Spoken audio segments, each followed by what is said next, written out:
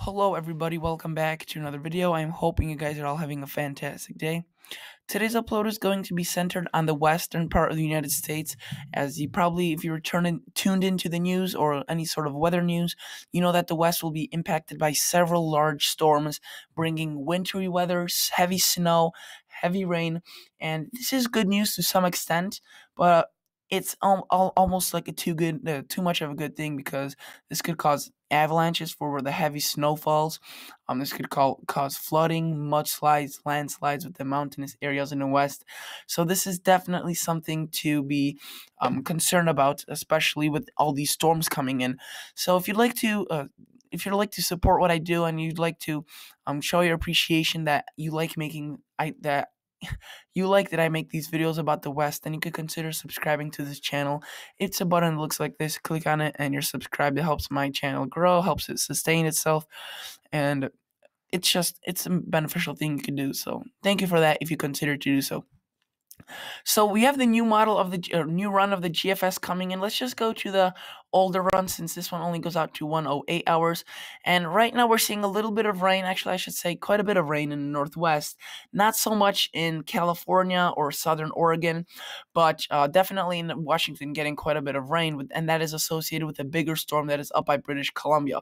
Now we see a fairly large storm making its way. This is already Saturday in the morning, 985 millibars in pressure, so fairly strong, and this is going to be a fairly strong storm. You can see this. What we're looking at right now is GFS MSLP, which means mean sea level pressure, and the wind speed is shown in knots. So we're going to be looking at this storm bringing fairly large waves for sure. I mean, every time we get big winds in the west and any area that is with water, we will see big waves, since that's what waves are made of.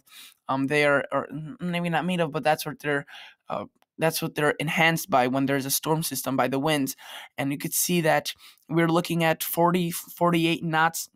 This is sustained, I'm fairly sure, sustained, not gusts. So we could be seeing winds, gusts, I would say, in terms of miles per hour, maybe up to 60 and 70, not out of the question, guys, with these big storms. And we see that bringing in quite a bit of rain, and then weekends as it goes on land.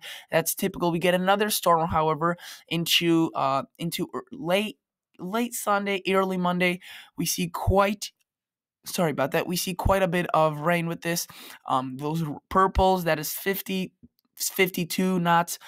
So definitely equally as powerful storm, and bringing in quite a bit of rain. And then we see this third one, which could be actually the most powerful.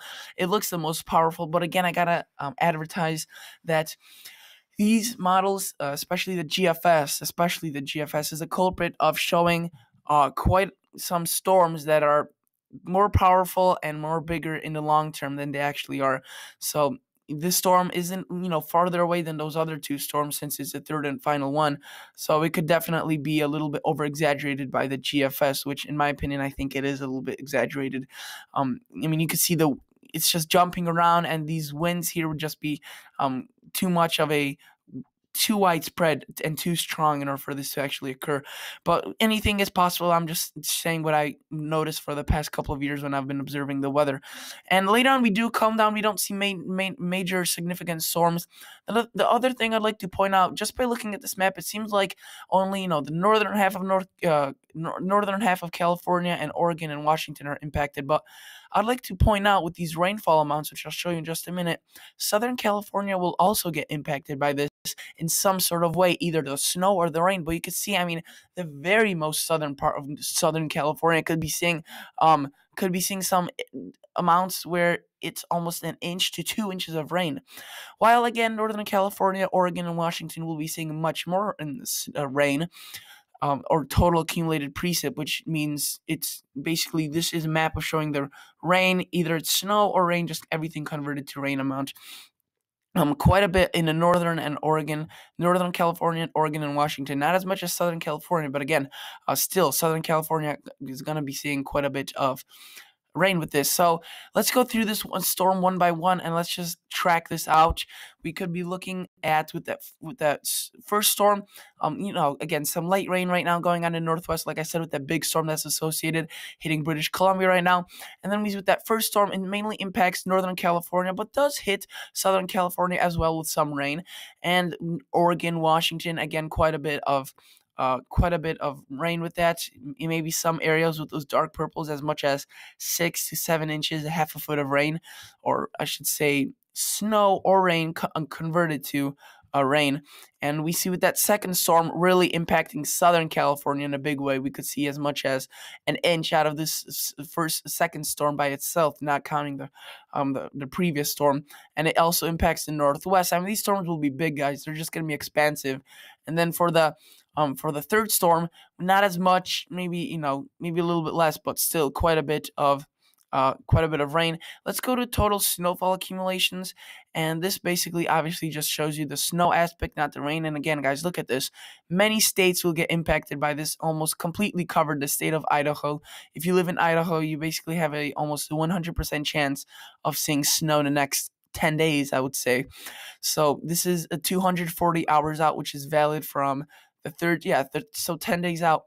Yellowstone, again, seeing, look at those numbers, 11. Those dark blues is 2 feet and above. Utah, seeing quite a bit. Salt Lake City is going to see some snow out of this. Colorado, especially the western half of Colorado, is going to be seeing quite a bit of snow out of this. Not so much Denver. And then we noticed that New Mexico and Arizona may be taking a break out of this, guys, with the snow. We've been seeing quite a bit of snow lately with this big storm that is now in Oklahoma, producing quite some heavy snow. It's been in New Mexico and Arizona, leaving behind several inches of snow. They might get a break now, but the northern sections will still get quite a bit of snow.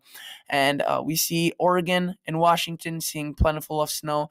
You see those whites? That isn't, no snow. It may not look like it is because this video recording isn't the best, but if we zoom in on this, look at that, 69 inches of snow, 70 inches of snow. This is going to be a record-breaking event for many locations. This looks like if it's just white with the where no snow should be falling, but that is just so high that the map runs out of snowfall keys or snowfall colors to mark this. You can see 69, 70 inches of snow, which is just ridiculous. So obviously, the higher you go in the mountains, the more snow you will see, but that doesn't mean that the lower elevations won't see snow with this. Especially when I show you the 2-meter temperature anomalies, there will be quite a bit of cooler air associated with these storms. The storms will suck up the cooler from the Pacific Ocean with those cooler water temperatures and bring it on shore. And we could see maybe some days, some hours, I should rather say, a little bit warmer, but then cooler across much of the west.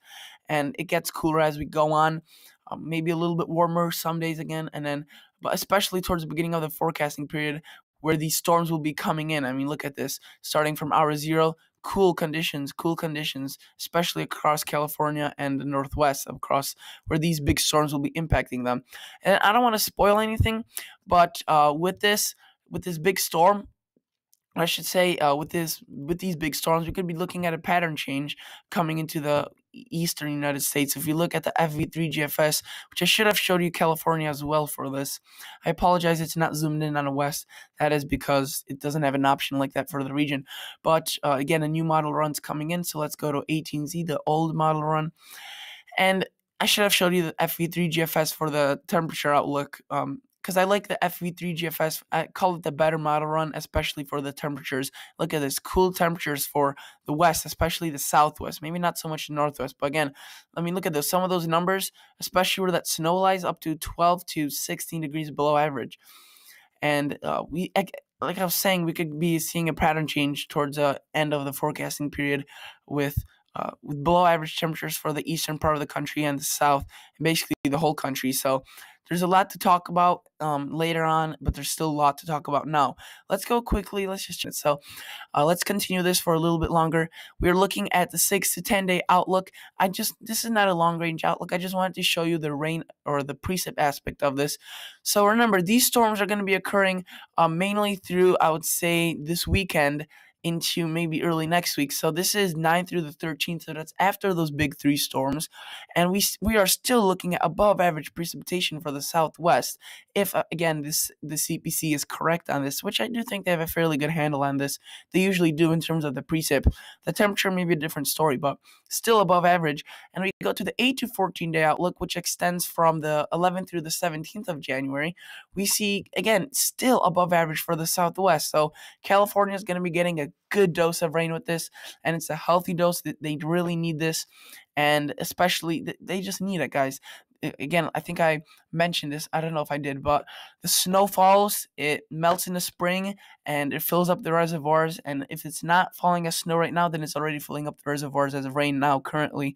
And that's just really good news. That's what they need. The folks over there, they live off the water that the winter gives to them, which is the wet season.